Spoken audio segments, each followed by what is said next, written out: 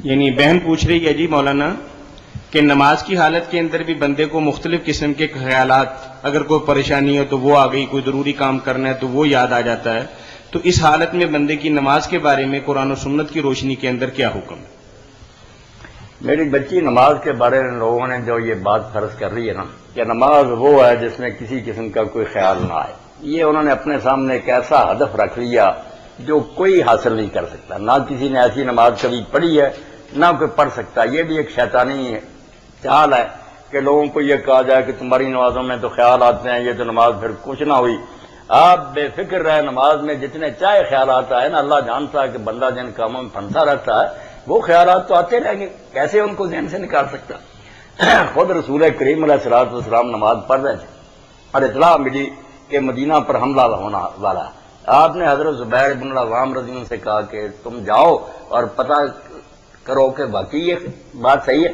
وہ گئے اور پہاڑ کی دوسری طرف گھوڑے پر سوار گئے تھے، آپ نے نماز شروع کی تھی۔ حدیث پاک میں آتا ہے کہ آپ کی نگاہ اس درے کی طرف ہی رہی جدھر سے حضرت زبیر نے آنا تھا، وہی خیال آپ کو رہا کہ پتہ نہیں کیا خیال۔ وہ جب اترے پہاڑ سے انہوں نے ہاتھ کے اشارہ سے اس طرح کہا کہ اللہ کے رسول کوئی بات نہیں، پھر آپ نے نگاہ نیچے کی۔ حضرت عمر رضی اللہ عنہ فرماتے ہیں میں نماز میں جب کھڑا ہوتا ہوں، یہ صحیح بخاری میں، تو میں شام میں لشکر کی صفیں ٹھیک کرتا ہوں کہ فلاں سپہ سالار ادھر ہو، فلاں ادھر ہو۔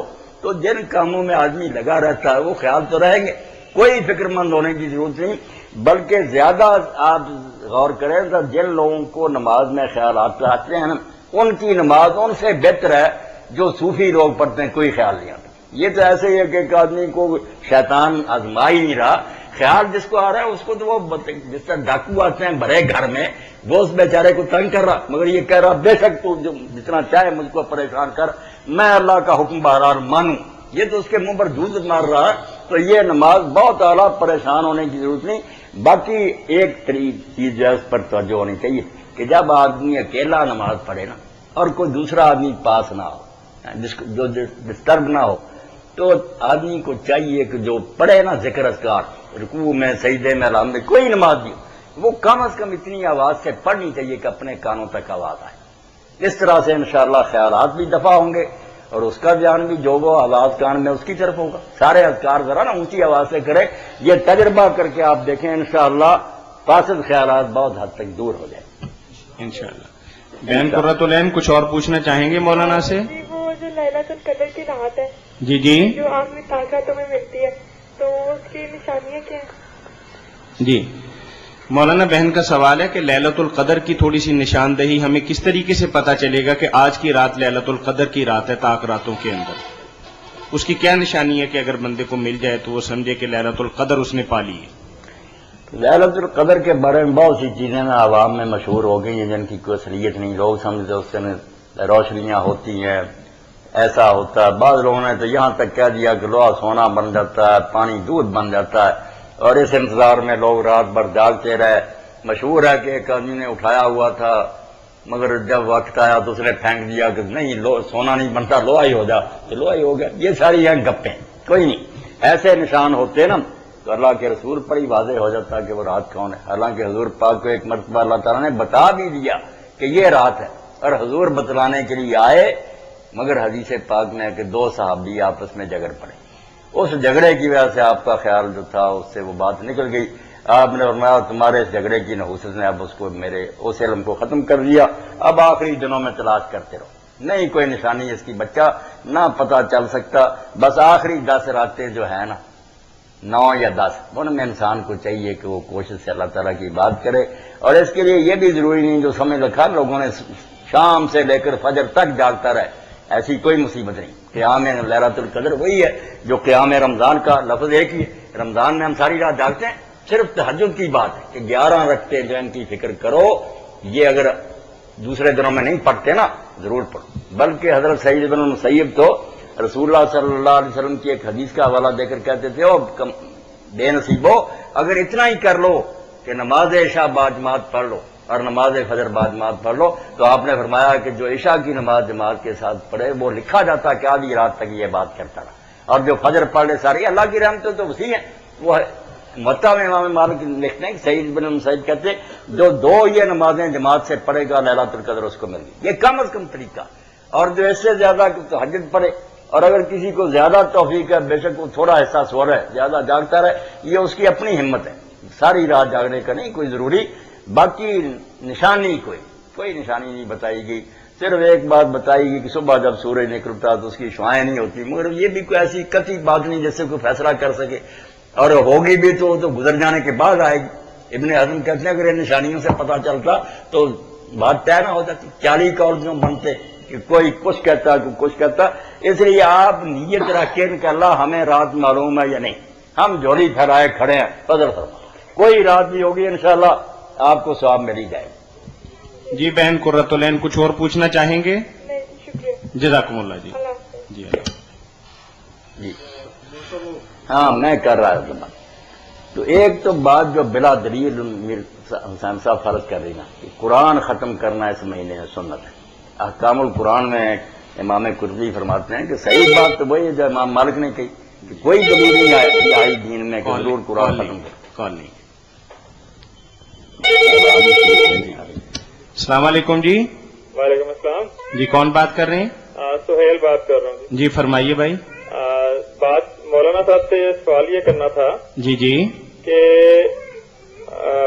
ہمارے مطلب عمومی طور پہ محلوں میں بہت ساری مساجد ہوتی ہیں جی جی اور ہر مسجد میں سحری کے وقت بھی مختلف ٹائم پہ اذانیں ہو رہی ہوتی ہیں جی جی اور اسی طرح افطار میں بھی مطلب مختلف اذانیں ہو رہی ہوتی ہیں۔ تو ہم پہلے بزرگوں سے یہ سنتے آ رہے تھے کہ جس اذان سے ہم نے رکھنا ہے اسی اذان سے کھولنا ہے، جی جی تو اس بارے میں مولانا سے ذرا وضاحت فرما دیں۔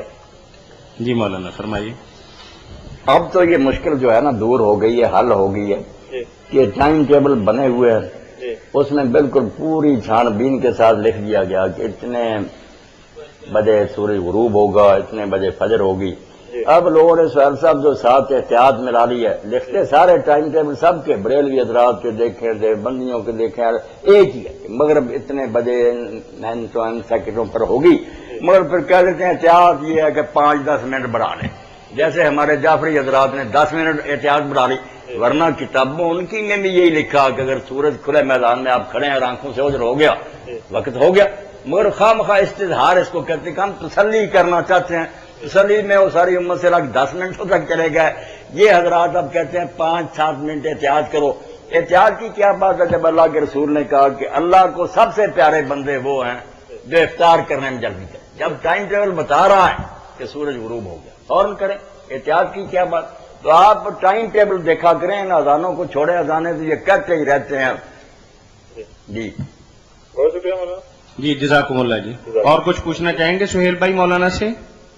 بہت شکریہ۔ جی اللہ اب وہ حافظ۔ امام قرطبی لکھتے ہیں کہ میں نے ایک شہر میں دیکھا کہ اس کی مسجد کے 20 محراب تھے بھائی امیر حسین، بہت بڑی مسجد، اور 20 محرابوں میں نا تراویح ہوتی تھی الگ الگ، اتنی بڑی مسجد۔ تو ایک امام صاحب کے بارے میں کہتے ہیں کہ میں نے دیکھا کہ وہ 20 رکھتے ہیں نا سورہ اخلاص سے پڑھاتا تھا اور کچھ نہیں پڑھتا تھا، قل هو اللہ قل هو اللہ، اور وہ کہتے ہیں بالکل ٹھیک کرتا تھا، کیونکہ دین میں کہیں نہیں آیا کہ رمضان شریف میں نماز میں قرآن ختم کر۔ امام مالک نے بھی یہ کہا کہ لیسا ختم قرآن فی رمضان بسنت، کوئی سنت نہیں۔ اب جنہوں نے سنت بنا لیا، مولانا اشرف علی تھانوی رحمۃ اللہ نے خود بوادر و نوادر میں ایک مضمون لکھا کہ میں نے اپنے علماء سے یہ سوال کیا عالم ہوتے ہوئے کہ بھئی میری خانقاہ میں بھی ختم ہوتا ہے، مگر اب میں نے کبھی کبھی چھوڑ دیا کہ چھوٹی صورتوں سے رمضان پڑھو، کیونکہ مجھے اس کے سنت ہونے کی کوئی دلیل نہیں ملی۔ آپ سنت کی کوئی دلیل نہیں ملی، بس شوشا تھانوی گمراہ ہو گیا۔ تو یہ بات ختم قرآن پہلے خود اپنے ذمہ لے لیا، پھر اس کا جو حشر کیا میرے بھائی آپ دیکھ لیں کہ کس طرح تیزی سے اس کو پڑھتے ہیں۔ شاذ و نادر کوئی مسجد ہوگی جہاں سکون سے لوگ قرآن پڑھتے ہیں، ورنہ یہی تلاش کرتے ہیں مفتی کہ وہ مسجد ڈھونڈو جہاں جلدی یہ تراویح کی نماز ختم۔ 37 رکھتے، 17 عشاء کی تھی، 20 یہ بن گئی، پہاڑ نظر آتا ہماریا، تو قرآن کو کتر رہے ہیں، توبہ توبہ، بجائے صاحب کے گناہ کما رہے ہیں۔